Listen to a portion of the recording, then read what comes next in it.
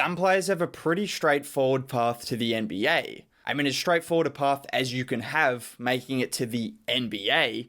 I'm still working on that path, but so it takes time. It takes time. But some people, I mean, the straightforward path is basically you star in high school, you star in college, you make the NBA, you make millions of dollars, bada bang, bada boom. Yeah. Like, you get the point?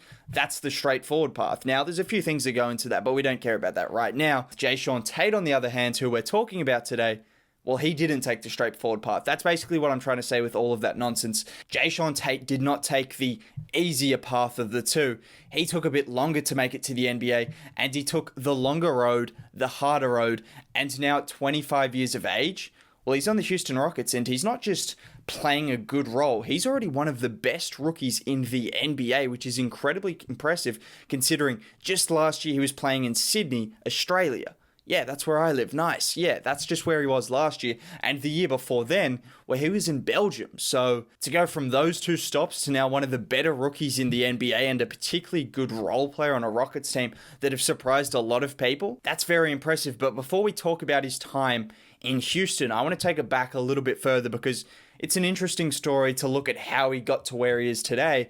And we're not going to go all the way back to his childhood. We're just going to go back to when he started at Ohio State. And in his first year in 2015, he actually played alongside star player D'Angelo Russell. And we immediately saw his versatility. I mean, he played a multitude of different positions. Some would say it was a match made in heaven when the Houston Rockets called his phone and were in need of another player that has been able to play center at 6'4" as a small forward. Obviously, that's not what he's doing in Houston, but he's shown the propensity to do it. That's just going to be in the back of their mind. They know they can go back to a small ball lineup, which I don't think Rockets fans want to see ever again, where they have another 6'5" center. So I'll not leave you with any of those bad memories. But he's shown that in college, his versatility, that immediately jumped out the page. And it wasn't just him playing center, it was him doing a number of different things. And he played pretty well all throughout the first couple of seasons of his career in college. There was one point in time where he considered switching codes, or at least he was courted by a number of different college teams who wanted him to consider making the switch.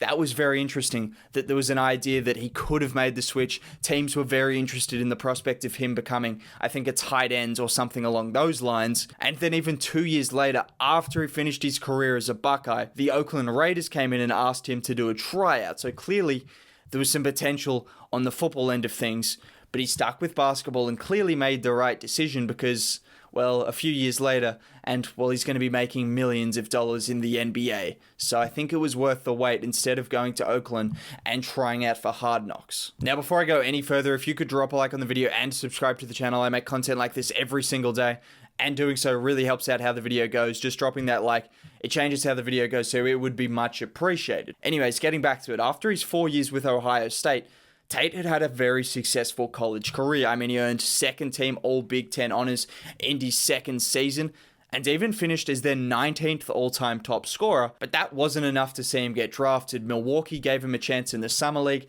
Unfortunately, he fractured his finger, and this was where his journey began, where he first went to Belgium, Europe, and helped lead that team to a third-place finish in the Basketball Champions League. And then after a successful season in Belgium, he actually moved to Australia, and fun fact, he actually lived across the road from me. Yes, I'm not lying. Now that I think about it, my sister used to always go over there and watch the games. I'd hear a lot of clapping, the NBA. I didn't even think she was into sport, but after a successful season in Sydney, again earning first team all honors in the NBL, his time had come and he was called up by the Houston Rockets, which is where we're going to talk about how successful he's been as an NBA player so far, because it's interesting to talk about his backstory and how he got to become a Rockets player.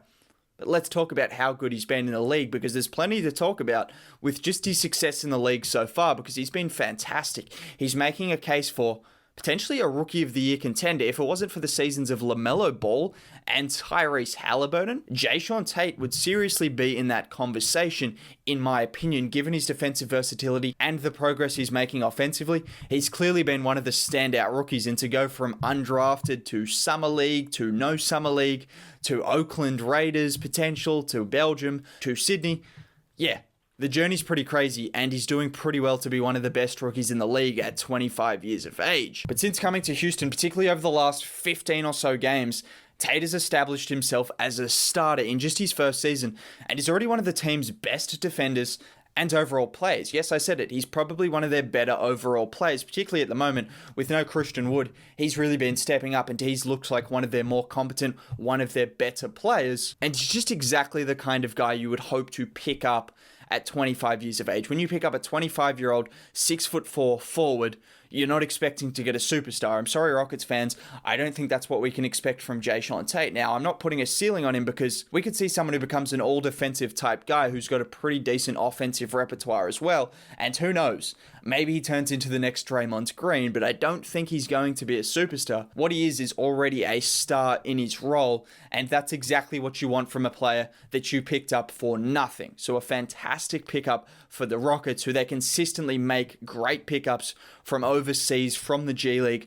They're one of the best in the league at doing that, and Tate is no exception. He might be one of the best yet because he's someone who just does a whole lot of everything, particularly on the defensive end of the floor. But even offensively, he's showing some signs of becoming a better offensive player than when he first started the season, and he's showing some consistency as a scorer. 6 of his last 8 games, he's scored in double digits. Over those last 8 games, he's just under 12 points a game and 6 rebounds. As you'd expect from someone who is around 230 pounds, most of his success is coming at the rim, where he's actually shooting the second highest percentage behind Christian Wood, who just doesn't miss a shot around the rim. I don't think he's missed a shot since he left college. Like, Christian Wood, yeah, okay, but he's shooting the second highest percentage and a really high percentage for someone who's around 6'4". Jae'Sean Tate is a fantastic finisher around the rim, and he's got a nice different number of ways to get his points. He either cuts to the rim, he can seal out and put a nice post move, he can do a number of different things, but in the end, throughout his NBA career, that's where I expect most of his points to come, and for him to already be this good at finishing at the rim, where it normally takes maybe a couple of years to become accustomed to a new league, that shows that there is potential for him to get even better going forward. Offensively, that's where most of his success comes, but he's also shown some potential as a roll man in a pick and roll, and I think this is where some potential he has going forward, similar to like a Draymond Green, where he's a roll man and he has the potential to either make a little mid-range shot, get to the rim, or make the right pass, because that's something that he can do. He's got a high basketball IQ, he's a pretty good playmaker, and he just makes the right decisions. So as a roll man in a pick and roll, given his size, his ability to finish at the rim, I'd like to see even more of that, because he can make the right plays, and he has already done that early in his career. But that's just a scoring perspective. I mean, while we're on it, we may as well talk about shooting. He's an okay shooter. He shot really well from the free throw line over those last 8 games. So I think you see his shooting stroke. You've seen him knock down a few threes. I don't think it's going to be a liability. I hope it isn't, because that could really hold him back. But I think he's going to eventually be around 34 to 35%. That's my gut instinct. That's what I say for most people. So I'm no expert when it comes to shooting. I just think he doesn't have a broken shot. Basically, that's all I'm going to say with his shooting. And at the moment, that's not really an issue, because defensively, well, he's been fantastic. That's what steals the show, pun intended.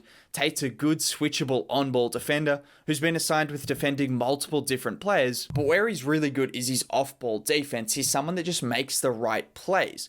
Often when you see someone come over on help defense, sometimes they just don't have the right timing. Someone will come over too late and all of a sudden it's an easy one-on-one bucket, or you'll come over too early and the player can see the double team and then make a pass and all of a sudden it's an open 3-point shot. Tate, on the other hand, he comes over just at the right time, and multiple times we've seen this where he'll come over and he'll either block a shot or disrupt a shot. He'll just do the right thing at the right time defensively. That's kind of what you get from Jae'Sean Tate. He makes those hustle plays. He's towards the top of the league in charges drawn. He gets a lot of loose balls recovered. He does a lot of these things really well. And defensively, yeah, he's just a really smart player that you can see his experience that a lot of other players don't have. You can see where that experience shines through. And he's already one of the Rockets' best defenders already, if not the best defender on the team. Potentially, he is the best defender on the Houston Rockets already, and this was a team that was number 1 in defensive rating for quite some time. Yeah, defensively, he just does everything. I mean, I've seen him box out centers, I've seen him box out pretty much everyone. He can seal out players, he can front players, preventing them from getting the ball in the post. He's just the ideal defensive Swiss Army knife that you know you can switch onto a few different players few different sizes, different body types. You can also know he's going to play an off-ball role as kind of a cornerback at times where he'll pick off passes, he'll get in the passing lanes, he'll make the right reads and get to the player before he realizes a double team's coming. This is all the things Jae'Sean Tate has done within just 25 games of his NBA career, and I expect as time goes on, he could really become a defensive powerhouse, like a genuine all-NBA first-team defender. That's the kind of potential he has, which is crazy to think about considering the Rockets got him for nothing, as I've mentioned, as I'm going to continue to mention, because they got him for nothing if you didn't hear. So yeah, I think his future in the NBA is someone who's going to be a fantastic defender. He's going to have a lot of time in the league. I can't see him being out of the league anytime soon because he does so many things really well. He attacks the rim and finishes at the rim. He's shown some signs as a playmaker. He got 10 assists in one game. That was just out of nowhere, but he has shown some signs as a playmaker. He's got a high IQ. He plays off-ball defense, on-ball defense. He does everything well. I think by the end of the season, he's probably already going to be one of the better role players in the NBA. Forget about the Houston Rockets. I could expect to see him being one of the better role players in the NBA given everything he does. Jae'Sean Tate is just the newest of a number of Rockets players that they've had success with drafting, trading for. Christian Wood was undrafted.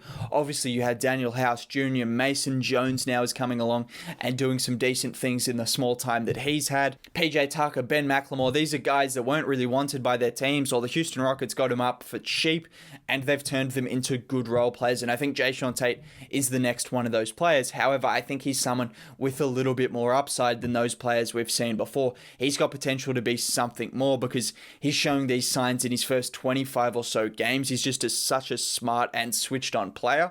I think the potential for Jae'Sean Tate is more than people might think. Maybe it's more than I'm thinking, because who knows what he can be. What he is already is a solid NBA role player, and to get that from where he was just 2 years ago playing in Belgium to now being one of the better role players on the Houston Rockets, it's a great story, and it's a great thing to see.